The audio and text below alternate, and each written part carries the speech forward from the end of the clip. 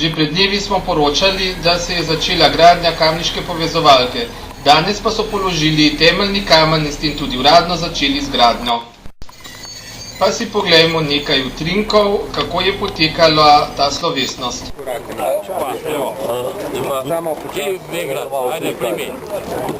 Zdajmo malo tole dal. Čakaj, držite še malo. Podajte malo. Kole, ja? Ja, da bomo mi malo videli. Namaltali. Daj, župan, no. Daj, ni problem, evo. Vse vem, da to z naši instrumenti kjela laupa. Ni problem, evo. Ti mene bolj kjela, ki mene že. Čelat, ne, nismo. Smo se prepričali, da nismo igrali, če nisi pod stroji. Kdo bo dal vas prvago? Ampak cel dan nam bo držal tiste. Debel namata. Ampak je podprl, ne, malo usilo. Evo, je dobro. Je dobro. Zdaj bo manj kaj letle, ne? Bom držal, če bo letle. Malo po to. Župan, če bomo šla tega. Nadzor, kje imaš kakšno oporo? Se bo stala, to bo. Okej.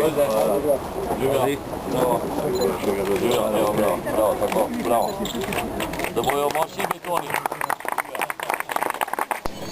Kako pa ocenjuje začetek gradnje del kamniški podžupan Rudolf Pfeiffer, ki je zadolžen za področje infrastrukture, pa v naslednjem prispevku. Kaj pomeni povezovalka za Kamnik in kdaj predvidevate, da bodo zaključena dela? Ja, mislim, da bo za Kamničane in za vse nas, za vse druge udeležence v prometu ta povezovalna cesta ena velika rešitev. Na koncu koncev, če pogledamo, na eni strani strjeno stanovanjsko naselje v dolžini 3-4 ali pa še morda nekoliko približno 4 km, na drugi strani povezovalna cesta.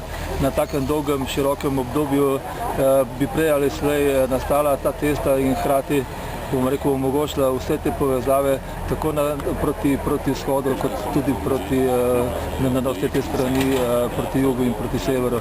To se pravi, olajšati tudi, omogočiti tudi na nek način vzpostavitev teh kolesarskih in pešpoti in mislim, da bo samo mesto bistveno drugače dihalo, hkrati bo pa ta tovorni promet, ki ga pač povzročajo tovarne ob Titan in ostali v tem okolišu, preusmerjen na povezovalno cesto. To se pravi rešitev ne samo za tovorni promet, tudi za pešce, za vse krajane in za vse tiste, ki stanujejo na tem območju.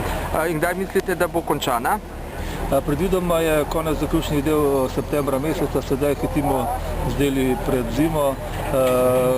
Precej bo nasutja, kot vidite, so pač te merilci pokazali, da je treba kar 3-4 metre nasuti zaradi poplavnih in drugih zadev. To se pravi ogromno teh gradbenih oziroma zemeljskih del, ki bodo morali biti upravljene v tem času. Prej v uvodnem nagovoru je tudi gospa Suzana Stražar omenila, da je bilo potrebno kar dosti priprav, da ste sploh dobili dovoljenje in da ste sploh začeli z gradnjo.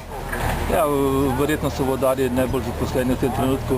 Prostorski plani iz teh občin so v teku in poplavna ogroženost je ena bistvenih delov vseh teh prostorskih planov, zato smo jih s težavo pridobili, hkrati govorim tudi o pridobitvi soglasij, ki smo jih morali imeti, da je ta obvoznica oziroma ta projekt sploh bil začet. Najlepša hvala. Na koncu so gostje še nazdravili, vsi skupaj pa smo se udeležili pojedine dobrega odojka.